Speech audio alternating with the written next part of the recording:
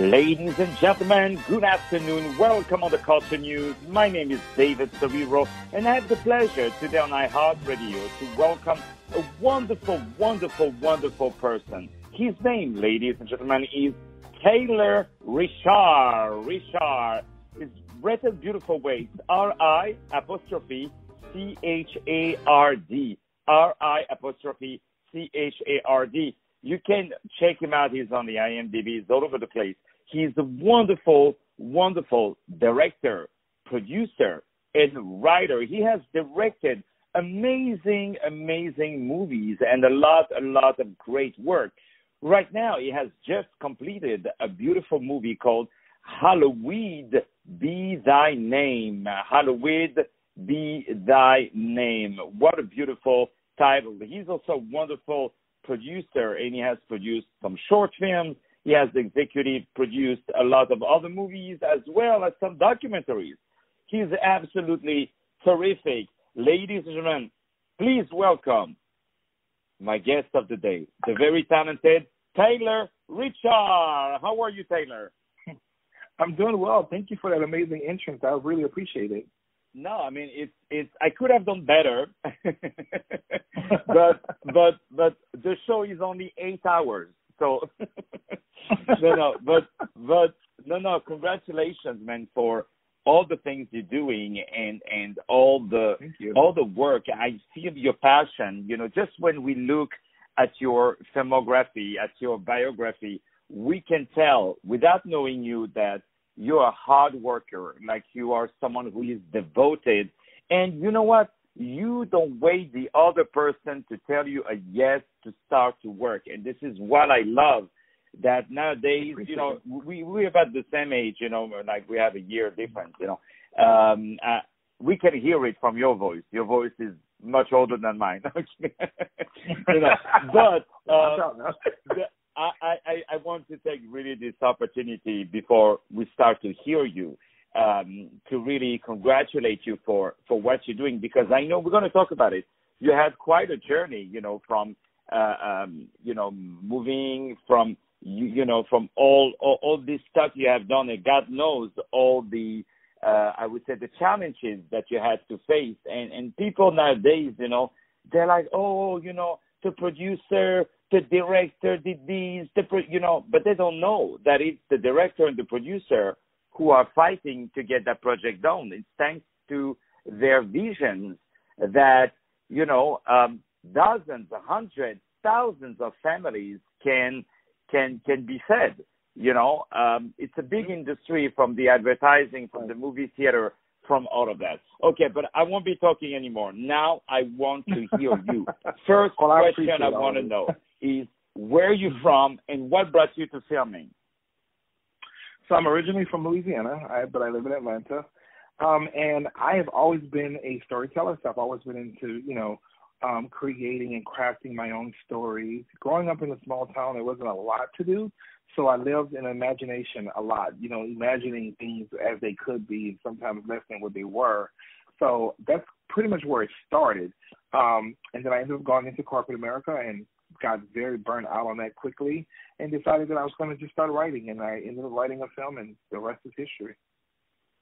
Wow. And indeed, the rest is history, because you have accomplished so much. So how do you, you know, were you not scared when you did your first short film? You know, like what did you think? Or you were like, you know what, it's like kids who are, you know, doing these big stunts, you know, they're not thinking about the consequences, you know, like an adult. I would never dare to do that, be too scared. But were you not thinking, or were you like, you know what, my passion is bigger than my fear? Yeah, you know, the truth of the matter is I was not afraid. And I wasn't. I've always felt like I live in a way that I want to experience adventures. I want to try new things. And so I was so curious about the process, and so curious about how much I could learn and how good I could be at it, that I didn't really have time to think about the totality of what I was doing. And so there was never a moment of fear. What I will say is that as I've gotten more into it, I do have fears now, not for anything other than always making sure that I'm writing work and that represents the people that I'm portraying well, and that I'm honoring the actors that work with me to make sure that they are also being portrayed well. Because I always want my work to enlighten people and to educate them and to take them to the next level, and of course to entertain. But I also want to make sure that work is representing the people that are portraying the characters that I write. So that's always been a fear now, but in the beginning, I was fearless. Wow, good for you, man. Good for you. So, and I hope you will never lose that fear, by the way. I hope you will always keep it. So I'm looking, at this great upcoming movie of yours, which is a horror movie. Forgive maybe my stupid question, but why a horror movie and not why a romance or what attracted you in that genre, which I love, and it's not a critic, but what brought you particularly to that genre? So I'm a huge horror fan.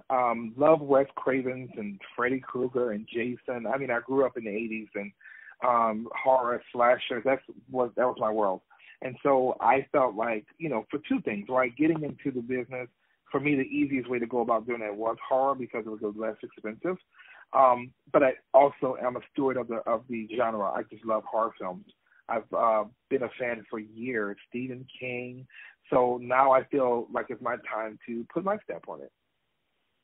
And indeed, we're glad you put your step on it. So you mentioned some directors. I've never heard about them. I hear only about Taylor Ri'chard, So you have these great movies. By the way, great visuals, great poster, great artwork. It's really important how, it reflects, it's like timeless movie, like in 20 years, people will still think that the movie just got released, Wow. You're doing really, really amazing stuff. So now tell us about that movie. When will it be in movie theaters? So Hallowed Be Thy Name is my new film. It's coming out June 2nd. Sadly, because of the COVID-19, we are going to forego the theater this year. Because we really don't have an idea, but I know people are still at home, and I know they're looking for new, fresh content. So we're going to get our movie out on June 2nd, and it will be on all digital platforms. So you'll be able to watch it pretty much anywhere at your choice with, cable, or if you want to do like Hulu or something like that, it'll be in all those places. I will be on all these streaming platforms also? Yes. It will. That's the only wonderful. place it won't be initially is Netflix, and that'll come about a few months later. Yeah, I'm sure Netflix will come to you because that is definitely the kind of movie that we want to watch, and I hope you'll be with our friends at Amazon and all these people. I'm sure the audience of Amazon would definitely love you. One question I have for you. So I know you're born in Louisiana. Is that correct? Mm-hmm. Correct. You see?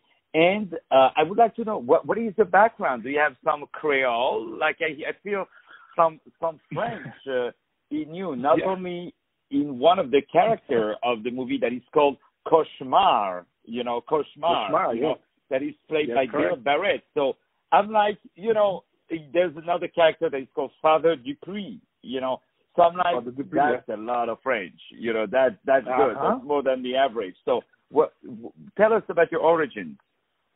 So I'm from a little town Frenchly called Point d'Église, and it translates to Church Point. And I grew up there, and it's very French, a lot of Cajuns, a lot of Creole, and I am of Creole descent. And so I have a lot of French influences around me. And so you can oftentimes see it in my work. And how I name my characters, because I believe, when I look at the world, I look at character names, I want to reflect my origin in my work. And I feel like putting French names in my, movies and things like that is authentic to me and to my upbringing and the people that were influenced me as I was growing up. Well, there's so much French around you that even the guy who has the honor of interviewing you is French. It's to tell you. I hear it. I hear it. But I always say as a joke, when I work as a waiter in a restaurant, people told me, "Oh, you have an accent. Where are you from?" I said, "The kitchen." So no, it's really it's so nice to see someone like you starting from nothing and having his work not only shared by a lot of people, but who is creating so much wealth. And by wealth, I also mean all these actors who are very proudly going to put your name on their resume. Yeah, like you are bringing your culture, your influence, and the fact that you're Creole, that you have some Creole background, I think would definitely make your work different than if you were born in Alabama. You know. So I mean, I'm not thinking about Alabama. Don't get me wrong. You know. No, I get it though. You know, when I started as an actor, I remember once there was a casting director who told me, "I like your reading, but can you do it with an accent from the state of Arkansas?" I told her, "Madam, I didn't even know that there was a state named Arkansas." You know what I mean? So it's beautiful. So what are, because I know that a guy like you always have, you know, always has a new project under his belt, I would say. So what are your next projects? What are your next ideas, the stuff that you are planning for? Well, I have a couple things. So I'm actually getting ready to step outside of and create my first non-horror film. And it's a drama. And I just picked up the rights to the book Trying to Sleep in the Bed You've Made by Virginia DeBerry and Donna Grant. It is a New York bestseller that came out in the 90s. And so we're actually going to make the feature film that I'll be directing and producing later this year, you know, pending that we can get back to our regular scheduled program. So that's a big deal for me. I'm very excited. I've been after these ladies for about 11 years. And so finally they've taken me on to help them make their book a film. So that's my next immediate project that I'm working on. Well, you know what? I would love to, anything that you will have, I want you to know that this is your radio show. This is your show. You can just call, even if I'm interviewing somebody else, even if this is Steven Spielberg, I would say, Steven, I'm sorry, I have my brother from another mother that I have to take over the phone. So, and then you would say, you know what? I'm dreaming to work for him, you know. Oh, and, my goodness. You know, that will happen. You know what people say, from your mouth to God's ear. That's right. That's right. I'll be happy just to work alongside him, though.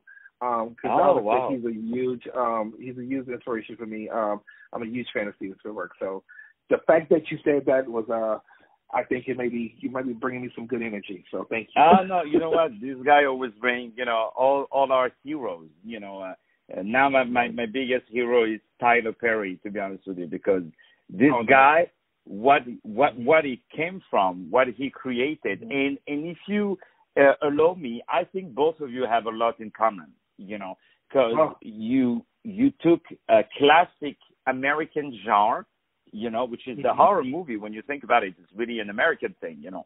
And you made it yours. You know what I mean? Like you made it with your origins, and that is something very, very unique. And I love the fact that you direct what you write. You know, the best, I always say, the best movies is because you're going to put on the screen the vision you put on the paper. You know what I mean? Absolutely. Yeah. And you're not going to make any concessions because this is your vision. So that's really, really beautiful. So one question.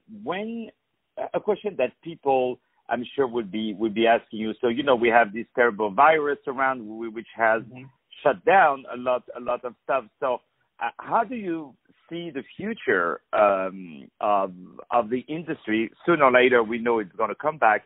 But knowing that you are always very active and you're doing a lot of great things around, what are you doing now with we call free time, but it's not really free time, but you're at home. What are you doing? Are you writing new stories? Do you work on the editing? Do you work? Tell us what you're doing. Take your time because I really want to know. So to be honest with you, what we're doing right now is really trying to prepare ourselves for the post-COVID world to figure out kind of what that looks like. Obviously, you know, day to day, I'm constantly writing and working on things and, you know, getting myself, creatively prepared, but more so as a production company, creating new ways to run our production safely, because we're very anxious and very excited to get back to work and to start shooting again, but we have to, kind of navigate our way how to do that responsibly. So, I'm learning new skills. I'm trying to, take master classes on new things that I can do on set that will be just outside of just directing and producing. But maybe I can help with gaffing or things like that, just in a way to minimize the amount of people we may need on set in the beginning so we can get back to work and then slowly, grow to start having more people as, hopefully a vaccine or something comes that will allow us to kind of resume back a normal type of life. So that's really what we're doing, just preparing ourselves for what this is going to look like come August or September post-COVID, really. Well, hopefully everything will come back to normal, and it must come back to normal because there are a lot of people like yourself who simply would love to get back to work and create great projects for this amazing country. Ladies and gentlemen, my name is David Serero. I had the pleasure to down iHeartRadio to welcome the very, very talented director and writer. His name is Taylor Ri'chard. Let me spell it for you, Taylor. Taylor Ri'chard is spelled R-I''CHARD. What a beautiful name, Taylor Ri'chard. He has directed, produced a lot of great, great projects, but right now, all our eyes and ears are on this great movie called Hallowed Be Thy Name. I love it. It has some Shakespearean touch in the title. I love that. It's going to be released very soon, so please check your Hulu, your Amazon, or all the video platform out there where you can catch that movie. And definitely if you can share, on the internet around the poster or say a word about the movie, you will make us very, very happy because this is definitely a movie that people want to see, especially if you're from Louisiana, because the movie is taking place in Louisiana, and our dear friend Taylor is from Louisiana. So, they're going to put you the governor after this movie, I'm telling you, You're going to be the governor. So this is reserved. Ladies and gentlemen, more music to follow up on iHeartRadio. Stay tuned.